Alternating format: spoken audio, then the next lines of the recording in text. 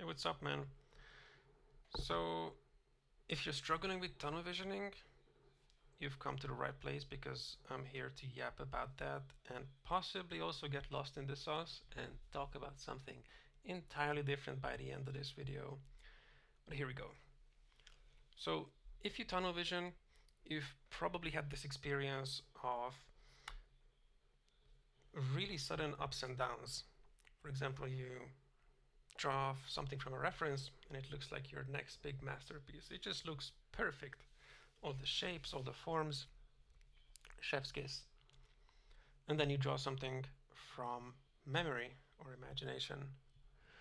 And then all of a sudden it just looks yucky. And you're just not sure like what happened. Did I get better at drawing overnight? Or in the last 2 hours I just lost all my skills? Well, fortunately, it's a little bit deeper than that. But the main culprit might be the tunnel visioning here. And if you and if you're here, you probably also know that you are tunnel visioning. Most of the time, it's not that hidden. Like it's pretty straightforward because you spend 3 or 4 hours on a drawing, and then you notice like, what the hell? I did not make this. Everything looked fine when I was doing it. But anyways, the few quick fixes. I mean, it's basically one. Just keep your canvas farther away. Meaning, in digital, you don't zoom in, and in traditional, you don't lean into your notepad and don't try to get all the little tiny details with the finest mechanical pencil. Uh, it can be harder than it sounds. I'm aware of that. So for that, I can recommend setting an alarm for like 1 or 2 minutes. It might seem excessive, but you just want to leave it on vibration mode. So it just gives a little haptic feedback that wake up, wake up, zoom out, stop detailing. And it's basically a muscle you're training, a mental muscle. It's not gonna work immediately, but it's a really great start for learning everything else. Even as you can see in this footage right here, I'm trying to keep both the drawing and the reference on the page at all times because what I'm doing is after every second or third line, I'm looking at the reference real quick and assessing, does it look familiar? Does it represent the same thing? And also, kind of as a classic hard to swallow pill, detailing is not gonna fix your bad drawing. And that's just the way it is. If everything looks off, just take a deep breath, erase the wrong part, or start all over again and try again. It's trial and error, like you're playing Dark Souls or any kind of like hard game. You lost the boss, you go back to the bonfire and you try again. It's the same boss. You want to master it. You don't want to leave your drawing as it was, and you don't have to. And no, actually, you shouldn't abandon your drawing that you started. If you had an idea in mind, you should carry through because it's going to teach you a really valuable lesson. And this connects into the next subjects I wanted to talk about. By the way, this is the reference I used for this drawing from the Marathon cinematic. But what was it? Yeah, so drawing from memory, it's really not good, and you really shouldn't do it. Well, why? Well, because our brain was not designed to hold so much quote unquote useless information that's not necessary for our survival. Because remembering how all these muscles work, how cars work, how far the tires are apart, and how wide the windshield is, it's it's useless outside of art. So naturally, our brain is not gonna hold that information. So it's easiest if you just assume from the get-go that you don't know anything. So you just look at whatever you're gonna put in the focal point of your drawing, whatever's gonna appear on your canvas, and look up two or three references of each separate item. And also, drawing from memory, I think it's really the wrong term for that because it sounds like such a hard to grasp concept that you can't really put a number on why someone is better at drawing from memory than someone else. So instead, I think the best way to call it is just visual library. I think that that's what most professional artists would call it.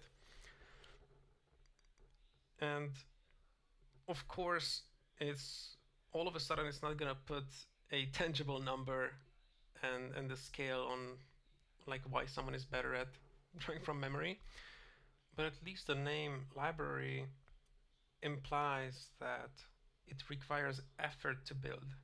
It's not something you're born with. Everyone starts with some kind of visual library, depending on what holds significant importance throughout their life. So, if you like bird watching, you probably would know how to draw some birds, and you would be better at that. Same if you're a mechanic with cars.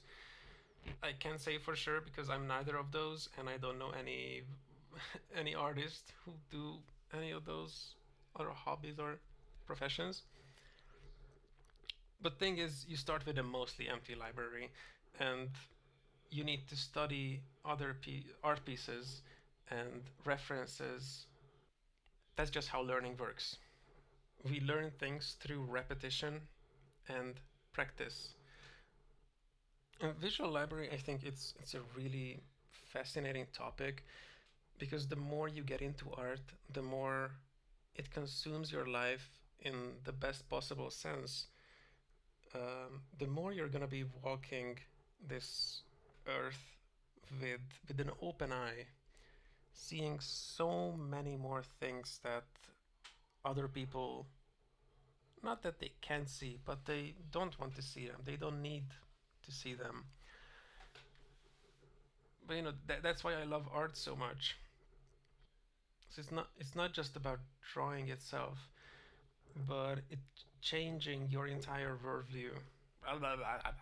World worldview in like a visual sense.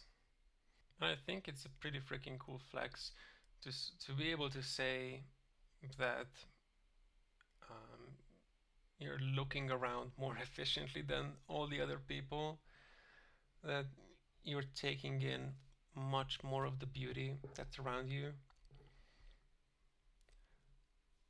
be that just the houses you walk past, checking the little indentations, the imperfections in a wall, or like superficially studying the patterns you can see on chapels or older buildings, um, studying the people that come by on the street, and taking in as much as you can all the different characters that you come by, because even though you're not practicing while walking, maybe you can do it, I don't know, you could be that guy, can't say for sure, but even if you're not practicing at that moment, because you're being conscious about it, it's still gonna be stored in not the deepest part of your memory, at least. And it might not even be a conscious influence on your drawing. Like, for the most part, you might not even know that you're being influenced by all the extra stuff you're taking in, especially because we're talking about like long time here, like years of just being consumed by art and loving every aspect of it. But passively, it's gonna help with creativity even because you're taking in much more info. Your library is passively growing. People might be asking like, how are you so creative? Like, how do you come up with these ideas? And you yourself might not be able to answer that question because you just keep an open eye. You just have a library full of random ideas and random stimuli coming in from all directions.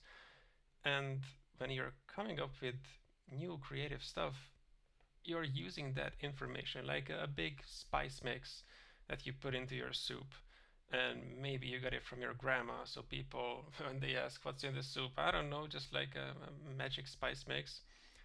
That's kind of it, I think. But yeah, that's about it. See ya.